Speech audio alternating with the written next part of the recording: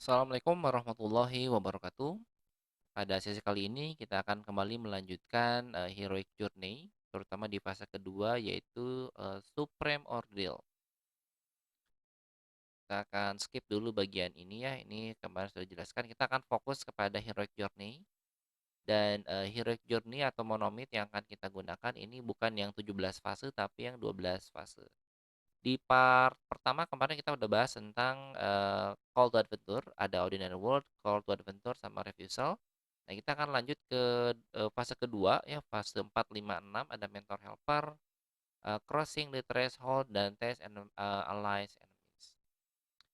Jadi Mentor Helper itu biasanya di dalam beberapa cerita yang bagus itu akan selalu muncul seorang penolong bijaksana. Wah, ini biasanya bentuknya kakek tua gitu kan yang jagoan, punya sihir dan sebagainya. Lah ini standar di dalam beberapa, cerita terkenal pasti ada karakter begini.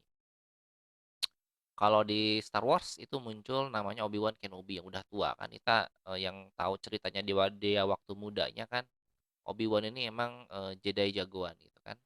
Sementara kalau di Harry Potter itu juga ada namanya Albus Dumbledore. Albus Dumbledore juga kalau kita lihat ceritanya juga ada cerita versi mudanya dia emang jagoan juga gitu ya. Jadi, inilah yang akan menjadi, apa tuh, eee mentor yang akan membimbing si karakter.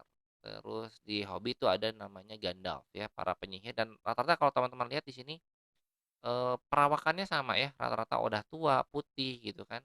Ada yang gondrong, ada yang pendek biasanya, kenapa mereka berjenggot ya, semua berjenggot karena jenggot itu menandakan kebijaksanaan biasanya ya. Makanya kenapa karakter yang, para penyihir jago biasanya ada jenggotnya.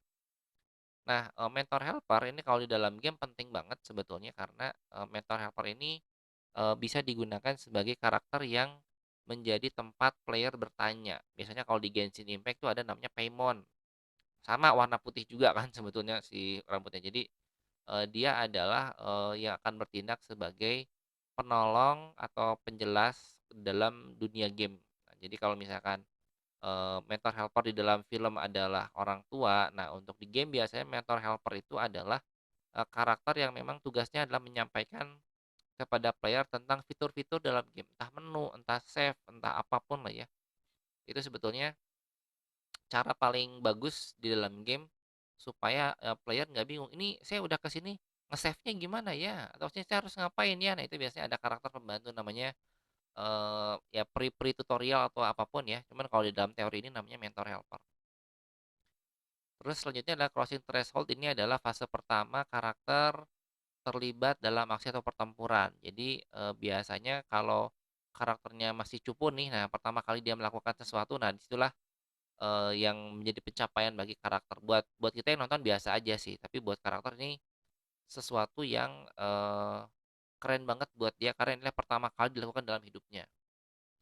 Nah, misalnya di Star Wars gitu kan, ada Luke Skywalker yang seumur-umur nggak pernah berantem, nggak pernah nembak lawan, robot, tiba-tiba dia harus, nembak gitu kan. Terus ini juga Harry Potter seumur-umur belum pernah bertarung sama, penyihir beneran gitu ya, tiba-tiba dia harus bertarung beneran dengan, Lord Voldemort gitu ya, yang versi masih lemah nih. Terus kalau The Hobbit, ya dia baru pertama kali jalan-jalan keluar kota, ternyata harus bertarung melawan, monster atau melawan si apa tuh, si golem dan sebagainya. Ini hal-hal yang menurut, saya juga penting kalau dimasukkan ke dalam game. Biasanya kalau dalam game yang, perang-perangan itu pasti ada, tutorial bagaimana caranya kamu nyerang musuhnya gitu kan. Biasanya kalau teman-teman suka main RPG kan gitu, tekan tombol WASD untuk bergerak, tekan tombol klik ke arah musuh supaya dia nyerang. Nah itu bagian dari crossing threshold versi game. Jadi kita mengajarkan player bagaimana mengendalikan playernya di dalam game ini. Mekaniknya itu dibuat dalam sebuah tutorial. Nah, itu tutorial itulah yang disebut dengan crossing threshold. Kalau pernah main apa tuh Mobile Legend ya, pertama kali pas baru bikin account itu pasti ada tuh tutorial tuh kan. Pencet ini, hancurin towernya gitu kan, itu ada minion, tembak. Nah, itu namanya crossing threshold tuh, karena pertama kali banget kita baru tahu, oh ternyata untuk ngalahin, musuh di, Mobile Legends kita harus hancurkan towernya, nah kayak gitu. Itu bagian dari crossing threshold. Terus, selanjutnya adalah tes allies, enemies test, ujian, allies itu teman, enemies itu musuh, teman atau musuh. Ini, hampir di semua cerita ada bagaimana karakter tidak sendirian, tapi dia ditemani dengan teman-temannya. Ini hampir semua, ada lah ya. Kalau misalkan Star Wars ini dia akan bertemu dengan si, Solo gitu kan, si Han Solo ini kemudian ketemu sama adiknya kalau di Star Wars ya. Ada juga si apa tuh, R2-D2, ada si robot-robot tuh apa tuh namanya. Terus di Harry Potter itu kita juga Harry Potter kan punya temen namanya si Hermione sama si, Ron gitu kan. Kalau di, Hobbit juga ada temennya para kurcaci yang, 7 kurcaci itu.